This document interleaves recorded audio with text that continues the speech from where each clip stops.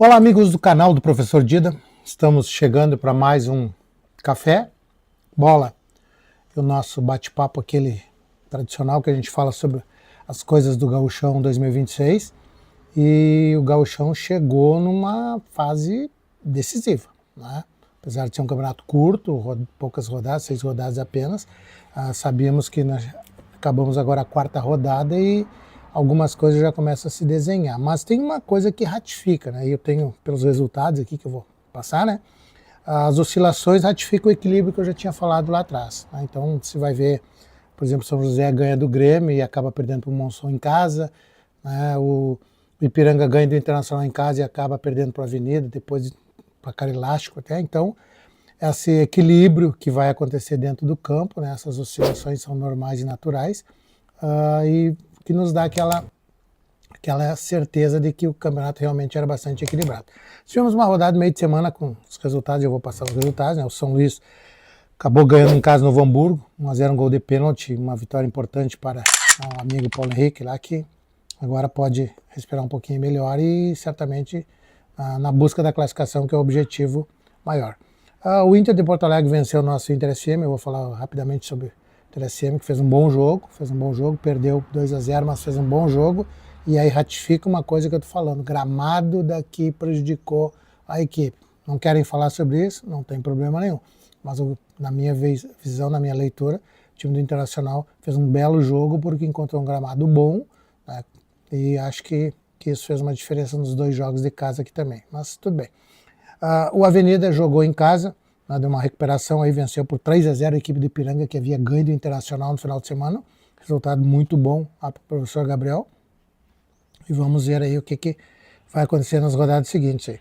O Guarani recebeu o Grêmio, né, o Guarani lá do William Campos e do professor Rafael recebe o Grêmio, resultado normal, ter perdido em casa 2-0, teve um jogador expulso no primeiro tempo, e aí a gente precisa rever algumas coisas, alguns comentários que a gente precisa fazer sobre alguns atletas, né? Eles têm que se dar conta que hoje tem VAR, né? Tem VAR, e que às vezes uma entrada, que às vezes por eles entenderem que não há uma maior, mas o VAR vai chamar o árbitro vai entender que houve um perigo maior, né? Uma jogada perigosa, e acaba expulsando e acaba prejudicando a equipe, prejudicando o trabalho de toda uma comissão técnica, muitas vezes porque o atleta está naquele afã de querer resolver o jogo e acaba cometendo uns atos imprudentes. Já havia acontecido, Juventude e Inter SM aqui também, numa entrada extremamente desleal, né, sem necessidade alguma, de um rapaz que depois sai dizendo que não fez a falta, mas o VAR comprova que fez e acaba prejudicando a equipe.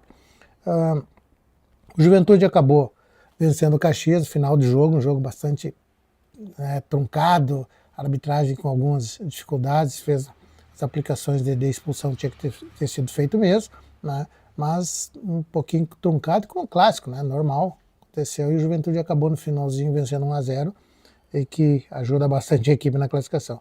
E um jogo, né, que eu não diria surpreendente, mas o São José jogando em casa, enfrentando o Monção, que também joga naquele estádio lá do Passaré, acabou perdendo 2-1 lá no finalzinho do jogo, acabou o Monção fazendo o segundo gol, ganhando, e isso dá uma reviravolta na tabela ali, porque atira lá para cima algumas equipes, embola o meio, né, e mantém aquilo que eu falei sobre o tal do equilíbrio. Veja só, na chave A do Inter de Porto Alegre é o líder com 9 pontos, Juventude tem 8, São José tem 5 pontos, tem saldo 0, São Luís tem 5 pontos, tem saldo negativo de 4, precisa tirar esse saldo.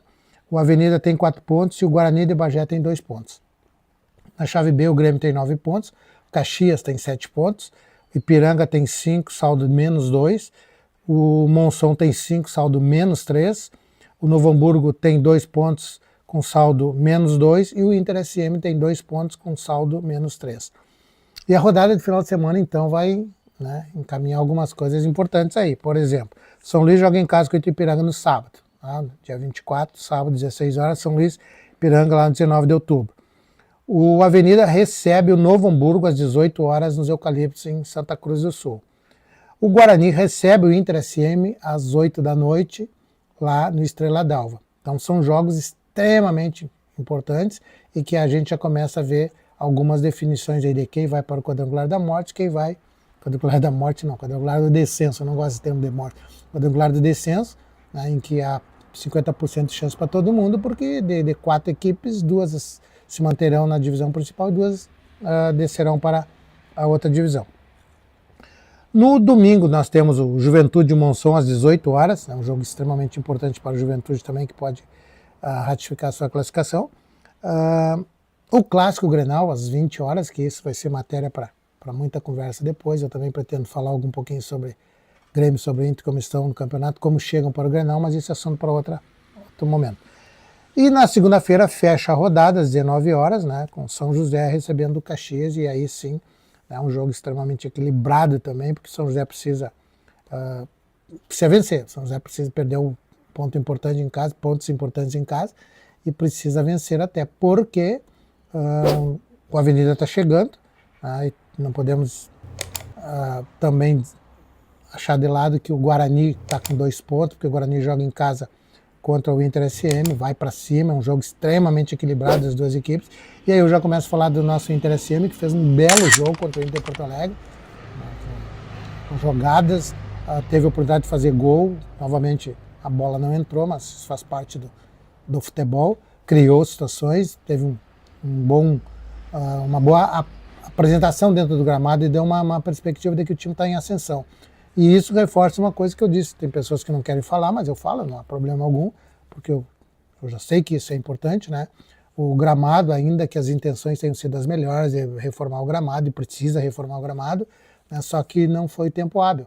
E talvez essa seca, essas coisas que falta de chuva aí, acabou acontecendo que nos 2 jogos que o Inter SM teve em casa, contra o São Luís e contra o Juventude, o gramado não ajudou em nada a equipe, né? Pelo contrário, acabou prejudicando. A gente vê claramente alguns lances de finalização e alguns passes errados, alguns lances até de posicionamento em que o gramado teve uma influência. Mas quem não quiser falar sobre isso e achar que isso não faz diferença, tudo certo. Mas eu ratifico que o Internacional fez um belo jogo em Porto Alegre porque enfrentou o Inter de Porto Alegre dentro de um gramado extremo, ainda que estivesse também bem montado, claro que sim, mas um gramado muito bom para se jogar futebol. E vai ter uma boa oportunidade agora no final de semana de me contradizer essas coisas que colocam, porque vai jogar contra o Guarani de Bagé. O gramado é muito bom do Guarani de Bagé também, então a tendência é que o Internacional, nesse crescendo que está, no certo retorno de alguns jogadores importantes, Mossoró voltando, vai fazer um bom jogo lá,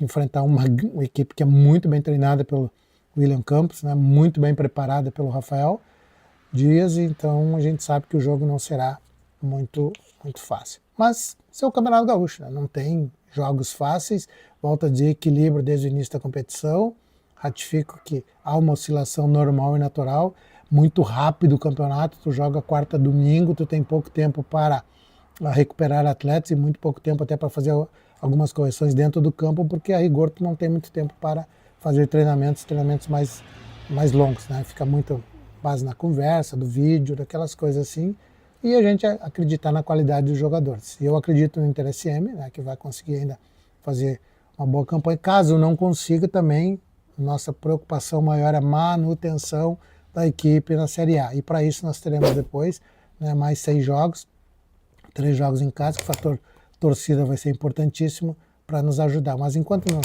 nós temos esperança ainda enquanto tem jogo, a gente tem esperança ainda de que vai conseguir fazer uma pontuação melhor no campeonato.